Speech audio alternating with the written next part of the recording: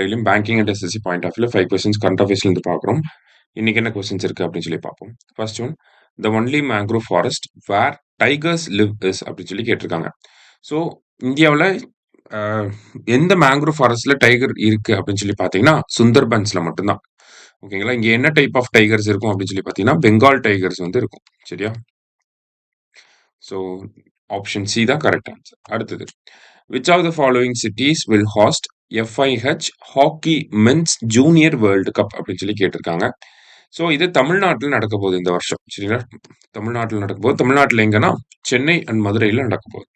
அடுத்தது, what was the most preferred philanthropic cause in financial year 25 garnering 40% of all donations அப்படின்னு சொல்லி கேட்டிருக்காங்க. So most preferred philanthropy அப்படின்னாலே நமக்கு வந்து என்னன்னா இன்னொருத்தவங்களுக்கு ஹெல்ப் பண்றது தான். ஸோ அதிகமாக எந்த ஒரு காரணத்துக்காக ஹெல்ப் பண்ணியிருக்காங்க அப்படின்னு சொல்லி பார்த்தீங்கன்னா எஜுகேஷனுக்காக தான். ஸோ டோட்டல் philanthropic டொனேஷன்ஸில் 40% வந்து பார்த்தீங்கன்னா எஜுகேஷனுக்காக தான் ஸ்பெண்ட் பண்ணியிருக்காங்க. சரியா? அதுதான் இங்கே கொடுத்துருக்காங்க. ரைட். அடுத்தது,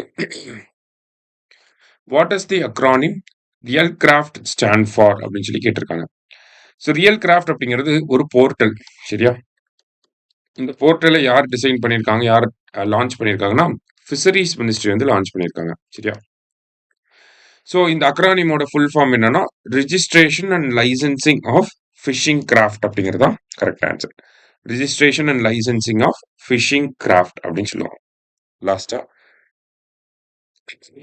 consider the following statements regarding Minuteman 3 missile அப்படின்னு சொல்லி கொடுத்துருக்காங்க. ஸ்டேட்மெண்ட் 1 வந்து பார்த்தீங்கன்னா it is an American made ballistic missile அப்படின்னு சொல்லி கொடுத்துருக்காங்க. ஸோ மினிட்மேன் அப்படிங்கிறது அமெரிக்கன் மிசைல் தான் கரெக்ட். அதோட ரேஞ்ச் வந்து பார்த்தீங்கன்னா it has a range of more than 10,000 kilometres அப்படின்னு சொல்லி கொடுத்துருக்காங்க. இதுவுமே கரெக்ட் தான்.